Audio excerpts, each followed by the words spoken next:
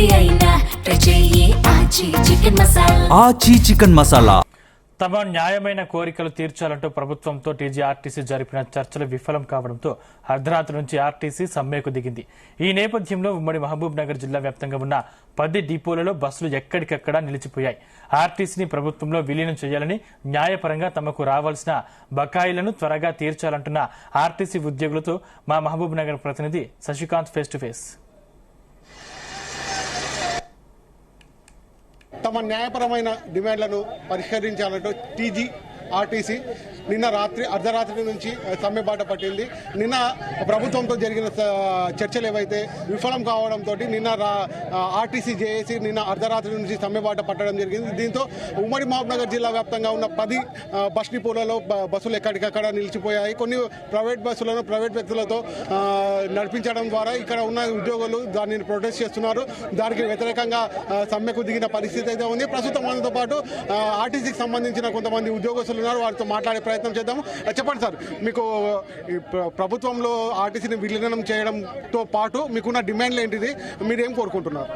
మేము మొదట ఆర్టీసీని పరిరక్షించాలా. మా డిమాండ్ మొట్టమొదటి ఆర్టీసీని పరిరక్షించాలా. అదేవిధంగా కార్మికుల హక్కులను కాపాడాల్సిన బాధ్యత ప్రభుత్వానికి. దీని మీద ముఖ్యంగా ప్రభుత్వంలో ఆర్టీసీని విలీనం చేయాలా. అదేవిధంగా 2021-22 సంబంధించిన పే స్కేల్ను అమలు చేయాలా. యూనియన్ను పునరుద్ధరించాలా. అదేవిధంగా మరి ఏదైతే ఆర్టీసీని ప్రభుత్వంలో విలీనం చేయాలా. 2017కు సంబంధించిన ఏవైతే 2017కి సంబంధించిన ఏవైతే బకాయిలు ఉన్నావో మరి ఆర్టీసీ కార్మికులు 10 ఏళ్ళు రిటైర్డ్ అయ్యి వాళ్ళు నానా ఇబ్బందులు పడుతున్నారు. వాళ్ళ బకాయిలు చెల్లించాలా. అదేవిధంగా మరి ఇప్పుడున్న ఆర్టీసీ హైర్ బస్ డ్రైవర్లను కూడా పునరుద్ధరించాలా. ఆర్టీసీలోకి తీసుకోవాలి వాళ్ళను. మా డిమాండ్ మా రాష్ట్ర జేఏసీ కూడా ఇప్పుడు చెప్తూనే ఉన్నాం. వాళ్ళను కూడా ఆర్టీసీలోకి చేసుకొని మరి వాళ్ళను కూడా రిక్రూట్ చేసుకోవాలా.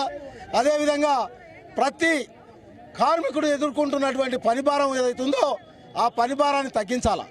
యూనియన్లు లేనందువల్ల పూర్తిగా మేనేజ్మెంట్ వాడుకుంటూ కార్మికులని 16-18 గంటలు డ్యూటీ చేపిస్తూ నానా ఇబ్బందులకు గురి చేస్తుంది. ఈ సమస్యలన్నింటినీ ఏదైతే రాష్ట్ర ప్రభుత్వం పోయిన ప్రభుత్వం 1990లో 2019లో ఎన్నో ఇబ్బందులు పెట్టి 19లో సమ్మె చేసిన సందర్భంలో ఇదే గౌరవ ముఖ్యమంత్రి మరి ఆ రోజు పిసిసి అధ్యక్షులు ఉన్నప్పుడు ఆయన హామీ ఇచ్చినటువంటి హామీలు ఇవి ఏవైతే ఇవి మేము చెప్పినటువంటి డిమాండ్స్ ప్రభుత్వంలో ఆర్టీసీని విలీనం చేయాలా. 2 పే స్కేల్ అమలు చేస్తా. అదేవిధంగా యూనియన్ పునరుద్ధరిస్తా. మరి ఏ కార్మికునికి రాష్ట్రపతి ప్రభుత్వ ఉద్యోగులు తీసిపోకుండా జీతాలు చెల్లిస్తామని హామీ ఇచ్చి మరి మేనిఫెస్టోలో పొందుపరచమైనది. అలాంటి న్యాయమైన డిమాండ్లను మేము ఈరోజు మీరు ఇచ్చిన హామీలు నెరవేర్చమని అడుగుతున్నాం. అయితే మీరు ప్రభుత్వం ముందు ఉంచిన ముఖ్యమైన 32 డిమాండ్లలో 29 డిమాండ్లకు మేము ఒకే ఉన్నాము. అయితే దీనికి సంబంధించి మిగిలిన డిమాండ్లు ఏవైతే ఉన్నాయో దాన్ని తీర్చడానికి మాకు కొంత గడువు కావాలని కోరుతున్నాము. ఆర్టీసీ ఎంప్లాయీస్ ఎవరైతే ధర్నా సమ్మెలో ఉన్నారో వాళ్ళు కొంచెం ఆలోచించాలని ప్రభుత్వం అంటుంది. ఇదంతా ఏదైతే ఈరోజు 100% మా కార్మికులందరూ 100% సమ్మెలో పార్టిసిపేట్ చేసిండ్రు. ఇది ఏదన్నీ తప్పుడు ప్రచారాలు, కార్మికులను మోసం చేయాలనే ఆలోచన తప్ప 29 డిమాండ్స్ నెరవేర్చిన వేటువో చెప్పడమనండి. అదే కార్మిక శాఖ ట్రాన్స్పోర్ట్ మినిస్టర్ చెప్పింది కదా ఏవేవో చెప్పమనండి. అయినా ప్రధాన డిమాండ్స్ మా ఏదైతే కడుపు పుట్టకొరకు చేస్తున్నటువంటి డిమాండ్స్ పే స్కేల్ సంబంధించింది అయితేనేవి ఆర్టీసీని ప్రభుత్వంలో విలీనం చేసుకోవడానికి కార్మికుల హక్కులను కాపాడడానికి ఒక యూనియన్ అనేది ఉండాలా. దానికి పైసలు ఖర్చు కావు.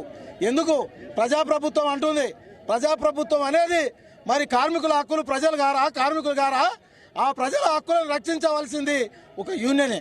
ఆ యూనియన్ ఉండాలనేదే మా విజ్ఞప్తి. మీరు చెప్పండి, మీరేం కోరుకుంటున్నారు?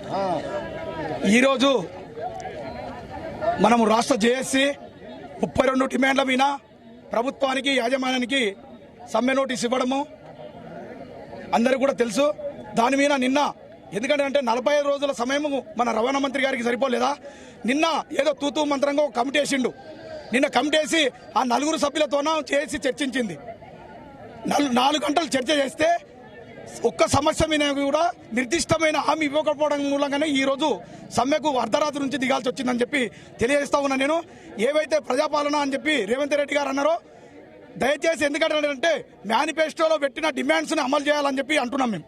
ఆ రోజు ఏమన్నావు నువ్వు, ఎలక్షన్ల రాకన్నా ముందు ఖచ్చితంగా ఆర్టీసీని ప్రభుత్వం విలీనం చేస్తా, 2021, 2025 పే స్కేల్ అమలు చేస్తా అని చెప్పినావు. నువ్వు ఆ మాట తప్పుతున్నావు కాబట్టి ఈరోజు గురుతర బాధ్యత మీ మీద ఉంది. ఎందుకంటే న్యాయమైన డిమాండ్స్ను పూర్తి స్థాయిలో మీరు పరిష్కరించితే ఈ సమస్య పరిష్కారం అవుతుంది. మేము కూడా సంతోషంగా వ్యక్తం చేస్తామని చెప్పి తెలియజేస్తా ఉన్నాను. మీరు చెప్పండి సార్. మీరు అడిగిన క్వశ్చన్ ఇప్పుడు మా జైలు గౌడ గారికి, పొన్నం గారు ఒక మంత్రిగా ఉండి, రాష్ట్ర మంత్రిగా ఉండి ఇన్ని అబద్ధాలు ఆడడం అంటే ఆయనకు సమంజసమా? ఇప్పుడు టీవీలో ఏమొస్తుంది, 3 విషయాల్లో ఒప్పుకోలేదు, 29 ఒప్పుకున్నామన్నాడు. ఆ 3 విషయాలు చెప్తున్నాడు. గవర్నమెంట్ కలపడము, వీళ్ళకు రీఎంబర్స్మెంట్ ఇవ్వడము, ఎయిర్ స్పెషల్ గురించి. కానీ 29 ఐటెంలు ఏం ఒప్పుకున్నాడో అదే పత్రిక ముఖంగా V6లో వస్తుంది. ఆ విషయాలు కూడా చెప్పాలి. మరి అది చెప్పడం లేదు. 29 ఏం ఒప్పుకున్నాడు? 29 కాదు, 0 కూడా ఒప్పుకోలేదండి. దయచేసి ఇంత మోసం చేయొద్దు. ప్రజాప్రభుత్వం అంటాం, అన్ని అంటాం, మేనిఫెస్టోలో పెట్టినరు. మీరు పెట్టినందుకే మేము అడుగుతున్నాం. కానీ మిమ్మల్ని నమ్ముకొని ఓటు వేసినందుకు ఇప్పుడు నాశనం అవుతున్నాం. దయచేసి ముఖ్యమంత్రి గారు దీన్ని కలగజేసుకొని మా సమస్యని కంప్లీట్ చేయాలి. కానీ పొన్నం గారు అబద్ధాలు చెప్పొద్దని మీ మీడియా ద్వారా ఆయనకు తెలియజేస్తున్నా. ఎందుకంటే ఒక మంత్రిగా ఉండి 3 విషయాలు ఒప్పుకోలే, ఆ విషయాలు చెప్తున్నావు. కానీ 29 ఏం ఒప్పుకున్నావు అది చెప్పు. నువ్వు ఆ 29 ఒప్పుకున్నావు అది చెప్పు. అప్పుడు మీరు కరెక్ట్ ఉంటారు. కానీ అబద్ధాలు మాట్లాడి ఎన్ని దినాలు అబద్ధాలు చేస్తారు? తప్పది. కనుక దయచేసి రోడ్డు మీద పడ్డ కార్మికులు, ఒకవేళ కార్మికులతో ఆర్టీసీ కార్మికులతో ఢీకొన్న ఏ గవర్నమెంట్ అయినా పర్లేదు, సర్వనాశనమైనరు. దయచేసి అతి త్వరలో మా సమస్యలను పరిష్కరించి ఫైనల్ చేయాలని మీ ద్వారా కోరుతున్నా. అదే ఇక్కడ ఉన్న పరిస్థితి. తమకు ఏదైతే ఎన్నికల ముందు తమకు హామీ ఇచ్చారో దాని ప్రకారము ఆర్టీసీని ప్రభుత్వంలో విలీనం చేస్తూ, అదేవిధంగా తమకు న్యాయం పరంగా రావాల్సిన తమకు ఏవైతే బకాయిలు ఉన్నాయో వాటిని పూర్తి స్థాయిలో చెల్లించి తమ ఆర్టీసీ మనుగడను కాపాడాలని ఇక్కడ కార్మికులు కోరుతున్న పరిస్థితి అయితే ఉంది. కెమెరా పర్సన్తో శశికాంత్, జీ తెలుగు న్యూస్, మహబూబ్ నగర్ నుంచి.